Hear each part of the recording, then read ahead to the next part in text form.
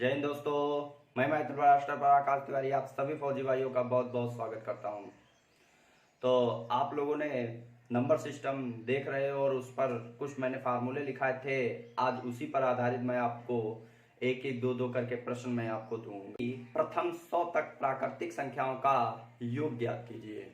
तो अब ऐसा प्रश्न आप लोग पीछे देख चुके हो, एक प्रश्न में मैंने बताया था प्राकृतिक संख्याओं के लिए, तो आपका ये भी प्रश्न है। तो आप जानते हो प्राकृतिक संख्याओं के का जो योग होता है वो निकालने के लिए, तो प्राकृतिक संख्याओं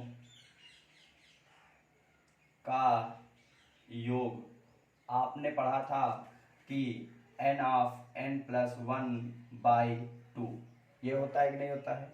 ठीक, तो आप n का मतलब होता है पदों की संख्या, n का मतलब होता है पदों की कुल संख्या।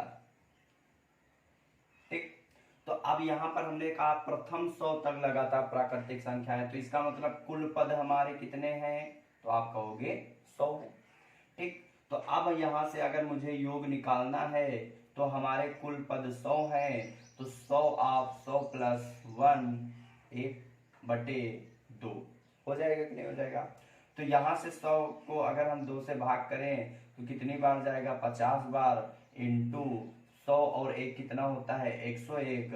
50 का गुणा अगर हम 100 में 101 में करेंगे तो हमारा जो उत्तर आएगा वो 50 आएगा। कितना आएगा, 50 आएगा। नोट कर लो इसे, प्रश्न आ जाए तो आपको कैसे करना है। कह रहा है प्रथम 20 सम संख्याओं का योग ज्ञात कीजिए। इसमें दो प्रकार से प्रश्न पूछ सकता है। प्रथम 20 सम संख्याओं का योग ज्ञात कीजिए, या कहेगा प्रथम 50 तक में लगातार सम संख्याओं का योग ज्ञात कीजिए। तो अगर 50 तक लगातार, 50 तक में अगर लगातार पूछ दे या 20 सम संख्या पूछ दे, तो दो ही प्रकार से प्रश्न आपसे पूछ सकता है।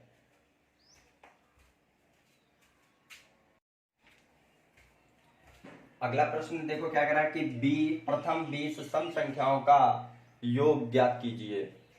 तो आपने अभी पढ़ा कि जो सम संख्या का योग होता है, सम संख्याओं का योग क्या होता है, n ऑफ n+1 ये होता है। n का मतलब क्या होता है, कुल पदों की संख्या। तो इसका मतलब कुल पद हमारे कितने दिए हैं, तो कुल 20 सम है, तो इसका मतलब कुल पद 20 हो जाएंगे। और अब अगर हम योग निकालें तो हमारे कुल पद 20 दिए हैं और 20 + 1 कर देंगे, तो 20 × 21 हमारा उत्तर जो आएगा वो 420 हो जाएगा। तो इसका मतलब 20 सम संख्याओं का योग क्या होगा, 420 होगा। अब इसी पर एक और प्रश्न पूछ देता कि कहेगा प्रथम 50 तक में लगातार सम संख्याओं का योग ज्ञात कीजिए। तो प्रथम 50 तक में इसका मतलब क्या है कि 1 से 50 तक प्राकृतिक संख्याएं आपको दिए हैं, उनमें से सम संख्या का आपको योग निकालना है। तो प्रथम 50 आपको ऐसे लैंग्वेज में दे देगा 1 से 50 तक लगातार प्राकृतिक संख्याओं में सम संख्याओं का योग ज्ञात कीजिए।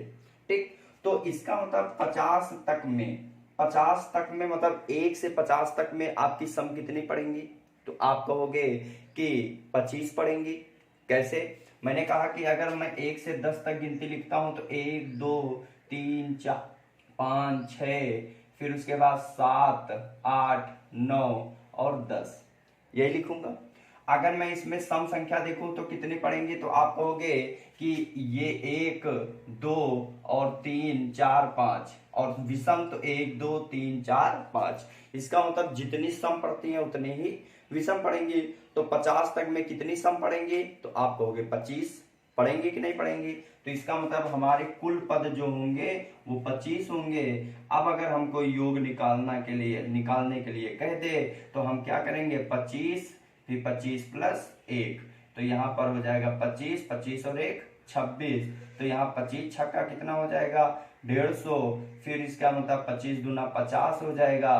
तो जो हमारा उत्तर आएगा वो कितना आएगा, 650 आएगा। नोट कर लो इसे।